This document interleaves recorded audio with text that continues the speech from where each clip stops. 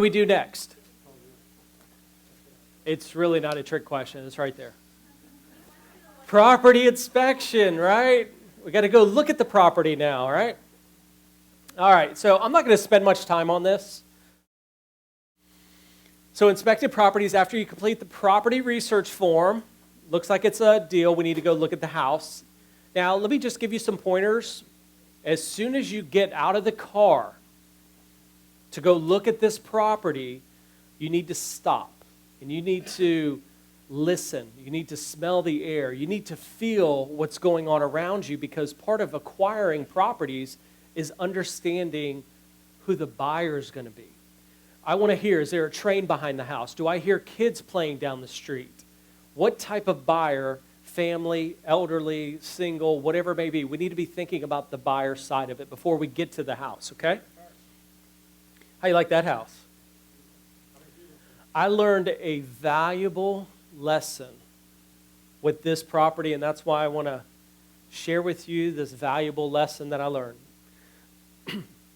So I drive by this property, and obviously it looks vacant, right? Tall grass, all that good stuff.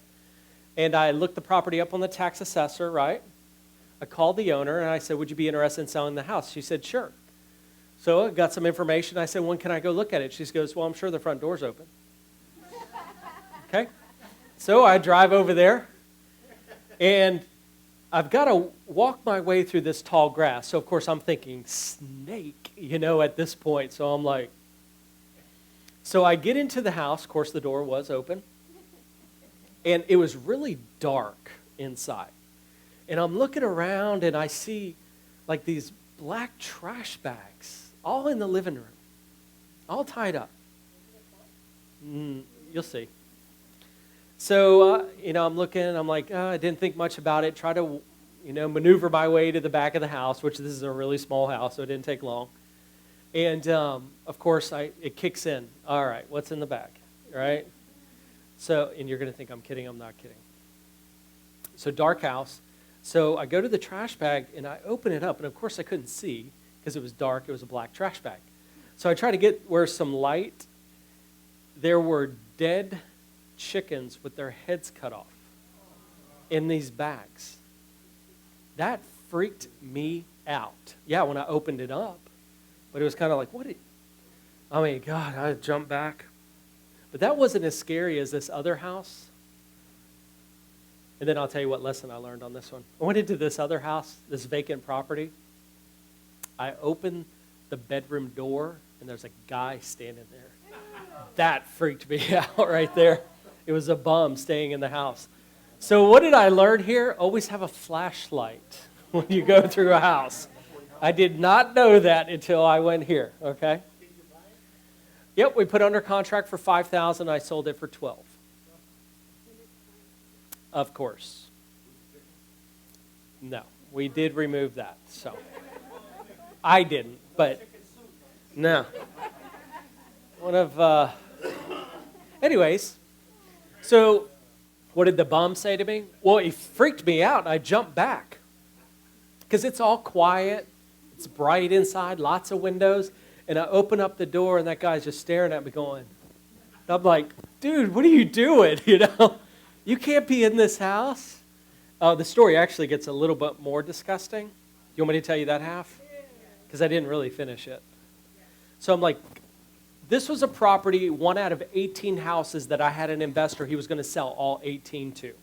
So I was looking at this one, then I had to go down the street, look at another property. And this is a nice, bright, white house, right? So I drive back to this one because this one was in the best condition out of all 18. And we drive up to the front and look at the house, and this bum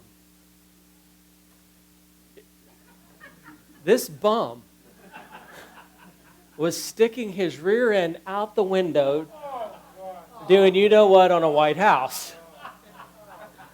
It's one of those moments you're like, man, I wish I had a camera, because nobody's going to believe this, But anyways. It's a YouTube moment. So we're going through the house. Obviously, we're looking for damaged stuff. We do have a property inspection sheet for those of you that do have the course. Here's my philosophy. I have a one-page inspection sheet. One page. And basically, it has the inside, a few things, the outside. And when you walk through it, you just check yes or no. So when I go through and I say the flooring, carpet, vinyl, whatever type of flooring is, if the living room's bad, the whole house gets it, you check yes. I would rather you overcompensate the cost of fixing it, okay? Because that ultimately would lower our offer, okay? So check yes or no. I don't want you spending 2 or 3 hours in these properties because you haven't even made an offer and you don't even know if it's a deal. You could spend 2 hours in here, call the owner, and they say no, you just wasted 2 hours. Go through a brief inspection, come up with a number, make the offer. If they accept it, you could always go back and do a more thorough inspection, okay? This was a very interesting thing. I don't know if you could see that. This is a closet of a bedroom. Any idea what that is?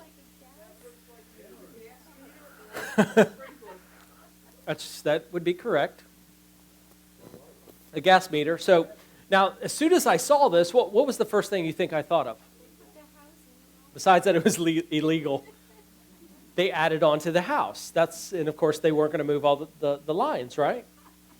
These guys got so good. Look, they put the crown molding. This is the window for the gas meter guy to come read the meter. I mean, they really decked this thing out. Unfortunately, that is not good.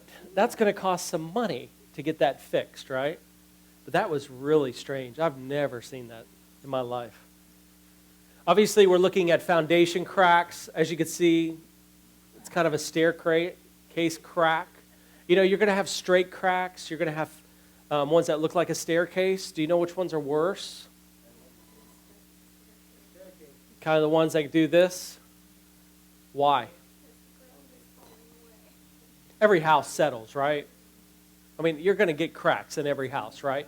But when you start seeing them kind of going like this in a diagonal movement, why is that worse than, say, just maybe a straight line crack in the ceiling?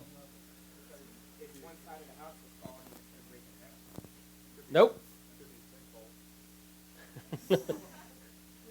See, here's the thing about teaching, and one thing that you probably don't notice I do, but I do it, I always tell you why. Because I understand that if you know why you do something, you're more likely to do it. Versus, you just told me the correct answer, but you have no idea why. I'm going to tell you why. This particular type of crack, the problem is that, you know how a house normally kind of just settles? It could be one side, front, back, and so forth. This house actually twisted. And when a house twists, not only is there a crack on this side, you better be checking the other side of the house because something else cracked. Okay, so now I really want to pay more attention to the foundation of this particular property when you start seeing these big cracks. Now, my general rule of thumb is if you could stick a quarter in there, that's pretty bad. Obviously, you can stick your hand in this one. Okay, so, but that shouldn't scare you because we just need to get a better deal, right? It could be fixed. We just need to get a better deal. We just fixed a house in Austin, and the backside of the house fell down. It cost us $13,000 to get it back up. And have to what? I don't know what they did on this one. But here's a lesson when you do foundation. Keep in mind that you might have to redo the plumbing, because if the plumbing lines are in there, you're going to have to go back. So don't fix the foundation and go, oh, uh-oh. Now you got to go back and fix all the plumbing lines, okay? So just keep that in mind.